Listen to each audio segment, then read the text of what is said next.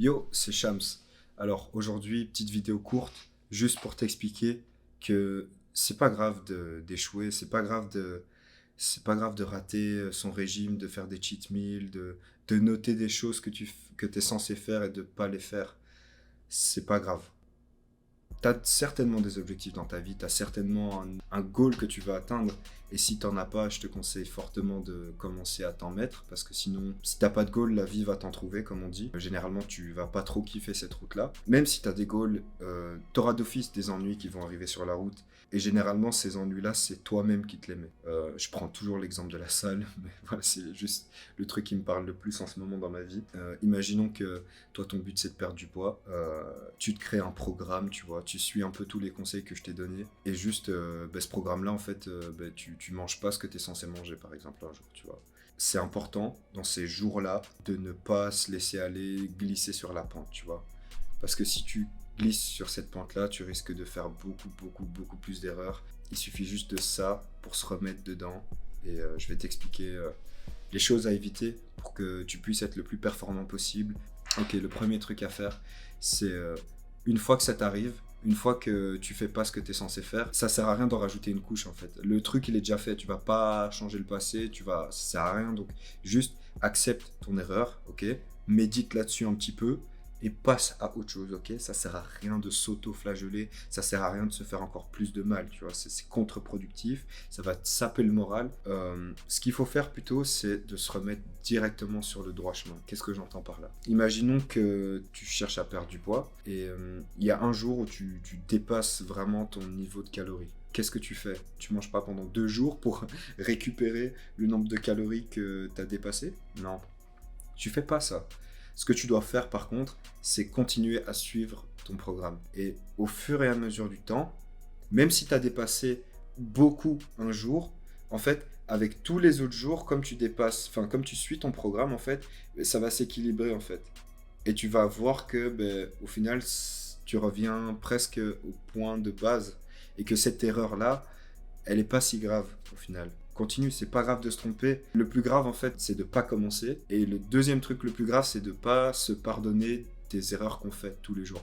Félicite-toi aussi quand tu fais des choses positives pour toi. C'est pas facile de s'éduquer, c'est pas facile de prendre soin de sa santé, de son corps, de son mental. Toutes ces choses prennent du temps, surtout que dans la société actuelle, on nous apprend pas toutes ces choses. C'est pas les gens qui vont t'apprendre à être bien dans ta peau. C'est toi. Tu dois te former toi-même, tu dois t'entourer de gens qui sont positifs, tu dois regarder du contenu positif, tu dois consommer ça tous les jours, saturer ton esprit de choses positives pour pouvoir après toi-même être positif. Si tu t'entoures que de gens qui n'ont pas d'objectif, je pense que l'école va faire en sorte que tu seras quelqu'un d'épanoui, tu risques d'être triste toute ta vie en fait. On dit souvent que l'éducation, ça s'arrête jamais, c'est toute la vie. C'est vrai. C'est vrai, c'est d'autant plus vrai aujourd'hui qu'on a de l'information qui est gratuite, dispo pour tous. Tu peux te former sur YouTube, tu peux apprendre plein de choses sur Google. Entre guillemets, il n'y a aucune excuse. Mais félicite-toi en tout cas quand tu fais les choses comme ça, parce que tout le monde le fait pas, c'est pas facile, et c'est juste bien pour toi, c'est bon pour le moral. Ok. Ensuite, c'est un truc avec lequel j'ai beaucoup struggle, j'ai eu beaucoup de soucis avec ça. J'ai souvent tendance à mettre la barre très haut. Tu vois. Je me surestime souvent sur pas mal de sujets et je pense que ça peut être bien, ça peut être positif pour toi aussi de te connaître, d'apprendre quelles sont tes limites en fait, tu vois. Tu mets la barre trop haut, ce qui va se passer c'est que tu vas te décourager assez vite. Tu vas penser que c'est impossible alors qu'il suffit juste de créer des habitudes pour pouvoir changer ta vie, c'est très simple. Ça a l'air compliqué mais c'est plus simple que tout en fait.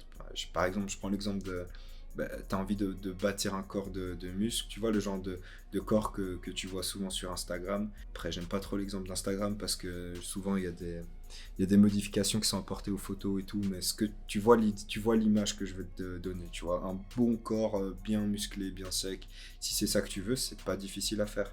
Tu manges bien, tu dors bien, tu fais des exercices, 1 heure et demie par jour, 5 fois par semaine, et tu fais ça pendant 3 ans, et à la fin, t'as le corps que tu veux en fait. T'as le corps que tu... C'est pas compliqué. Et c'est comme ça dans plein de choses dans la vie en fait.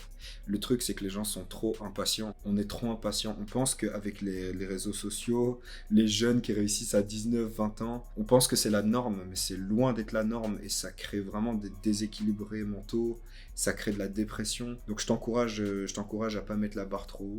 Je fais une petite digression, mais enfin, je trouve que c'est important et je pense que j'en parlerai dans une autre vidéo aussi.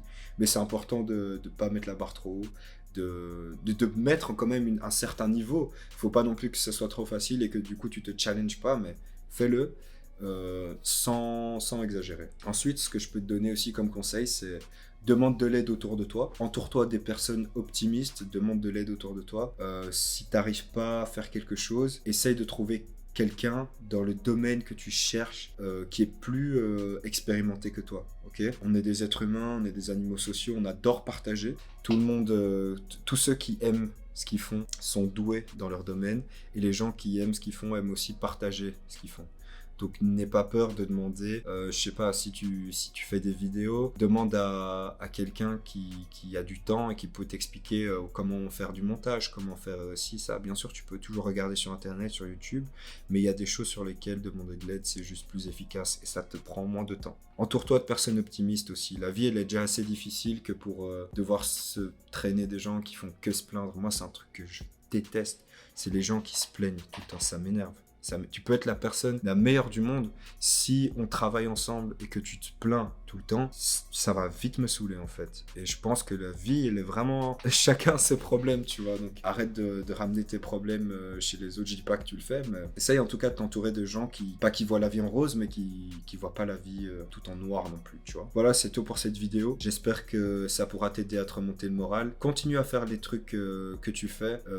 Vise haut, vise pas trop haut. Et surtout, te démoralise pas si tu tombes. Quand t'as appris à marcher, je pense que t'es tombé plusieurs fois, mais maintenant t'arrives à courir. C'est un peu le même principe pour la vie de tous les jours et pour tout ce que tu vas entreprendre dans ta vie. Donc voilà, continue à faire les choses que tu veux et garde la pêche. Yo.